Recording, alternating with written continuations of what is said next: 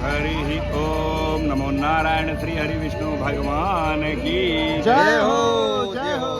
महाराज जी प्रयागराज में आए हैं, कुछ आपसे कुछ सीख के जाएंगे और आपके पीछे का नज़ारा देखकर ये जो प्रसाद ग्रहण करने का ये सिलसिला चल रहा है, ये कितने दिनों से चल रहा है और जब मौनी अमावस्या आएगी 29 को तब क्या कुछ व्यवस्था रहेगी और आप खाने प्रसादी में क्या क्या बनाते हैं भक्तों के लिए, कुछ जानकारी हमारे दर्शकों तक भी पहुंचा दीजिए। और ये जो पीछे हम बोर्ड देख पा रहे हैं ये किस कौन से महाराज जी का है, कौन उनके बारे में भी थोड़ा बता दीजिए। जी मेरे राम जी, मेरे भगवान जी, ये जो हमारे सदगुरु भगवान महंत श्री गुरु श्यामलनाथ जी और गुरु बालकनाथ जी हैं, जो कि बीजापुर मेहसाणा गुजरात से आते हैं। प्रभु जी इन्हीं के सानिध्य में, इन्हीं के शिष्यों के द्वारा गुरु कृपा से यह भंडारा अन्न क्षेत्र चलाया जाता है।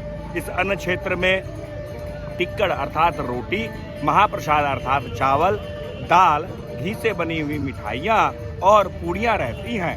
प्रत्येक दिवस प्रातः बेला में चाय की व्यवस्था रहती है, जो काढ़ा के रूप में रहती है। तत्पश्चात बाल भोग रहता है। बाल भोग के पश्चात हमारे राजभोग यानी दोपहर का भोजन। अभी आप प्रसाद ग्रहण कर लो। इसमें चावल भी हैं, पूड़ियाँ भी हैं, दाल भी हैं। आज का जो व्यवस्था है वो अपने काबुली चना की सब्जी है, मिक्स सब्जी की व्यवस्था है और संग में बेसन का लड्डू है जो घी से बना हुआ है मेरे। हाँ, और ये सार्वजनिक रूप से जैसा कि आप देख पा रहे हो, प्रत्येक दिवस प्रातः बेला में 5 से 6 हजार लोग प्रसाद पाते हैं निःशुल्क व्यवस्था में। और संध्या बेला में जो रात्रि भोजन प्रसाद रहता है वह भी पाया जाता है।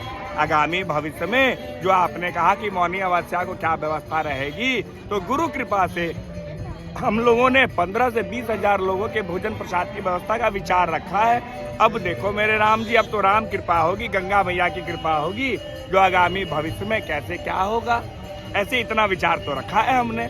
थोड़ा महाराज जी के बारे में परिचय हमें करवा। ये प्रभु जी महाराज ने तो हमारे जो बालकनाथ जी महाराज हैं वो गुरु जी, और गुरु जी के बारे में क्या कहना, जो अंधकार से प्रकाश की ओर ले जाते हैं वही गुरु होते हैं। उनके नाम मात्र से ही, दर्शन मात्र से ही इतना बड़ा यह कार्य आज तक पूर्ण होते हुए आ रहा है। मैं सीतानंद श्रीधाम वृंदावन गोविंद मठ से हूँ और अपने संस्कृति के चारों वेद, 6 शास्त्र, 18 पुराण, श्रीमद् भगवद गीता, रामायण, महाभारत, इसके अतिरिक्त जितने भी अन्य ग्रंथों के सार हैं उसमें हम मानव क्या हैं, हमारी आपकी उत्पत्ति क्यों हुई, देवता क्या हैं और देवताओं के उत्पत्ति का कारक क्या है। मेरे भगवान, आज 12 वर्षों के पश्चात जो प्रत्येक 12 वर्ष में यह कुंभ लग रहा है, यह कुंभ सर्वप्रथम अपने इस धरती पर आदि गुरु शंकराचार्य ने 850 वर्ष पूर्व में लगाया था। तत्पश्चात 12 वर्ष को पूरा होने के बाद एक बार कुंभ लगता है।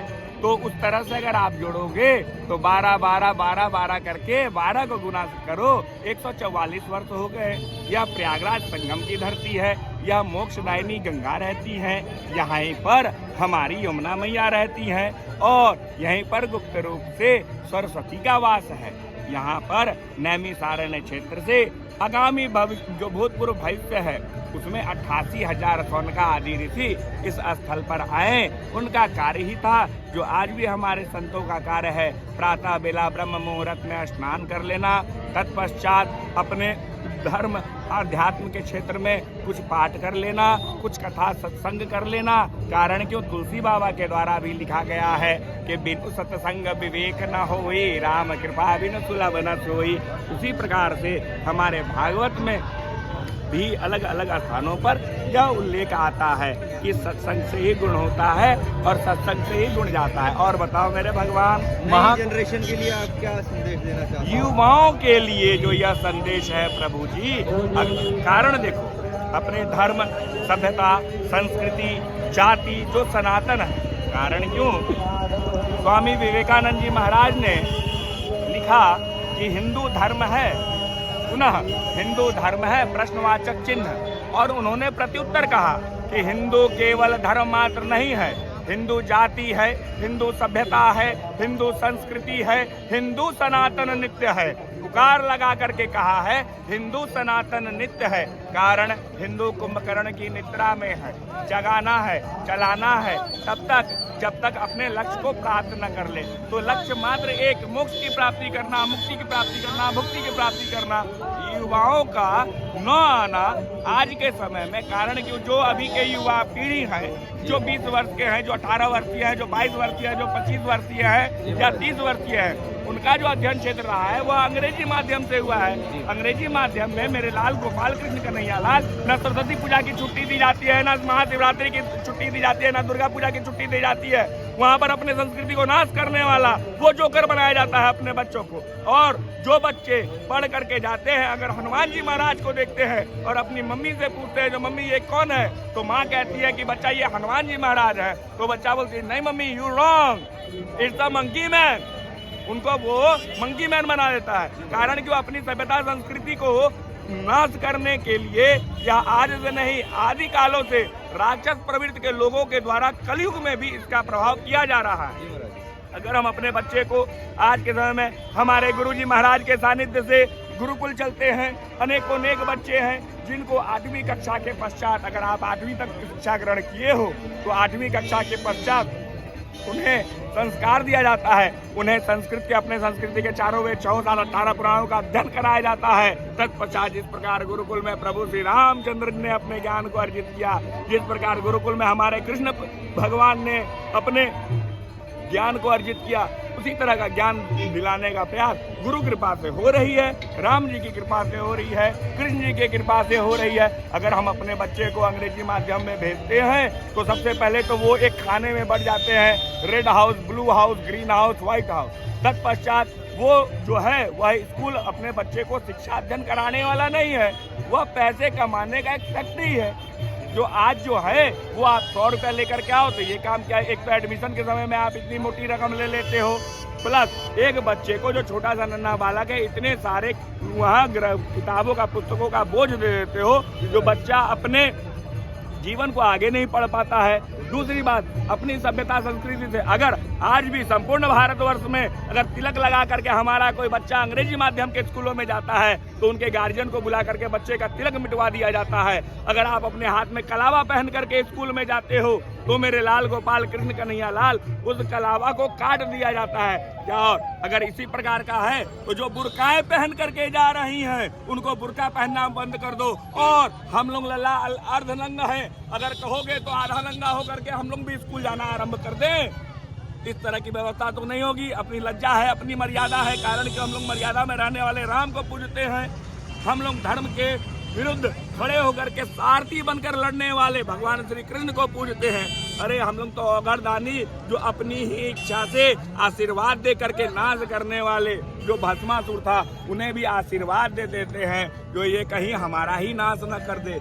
इस विचार को रखते हुए भी, कारण कि हम लोग शास्त्रों में अध्ययन करते हैं, अगर हम भगवती की पूजा करते हैं तो या देवी सर्वभूतेषु लक्ष्मी रूपेण संहिता, या देवी सर्वभूतेषु भक्ति रूपेण संहिता, या देवी सर्वभूतेषु दया रूपेण संहिता, या देवी सर्वभूतेषु भांति रूपेण संहिता। इसी प्रकार से जब 12वें 14वें नंबर पर आते हैं तो पढ़ते हैं या देवी सर्वभूतेषु शक्ति रूपेण संहिता।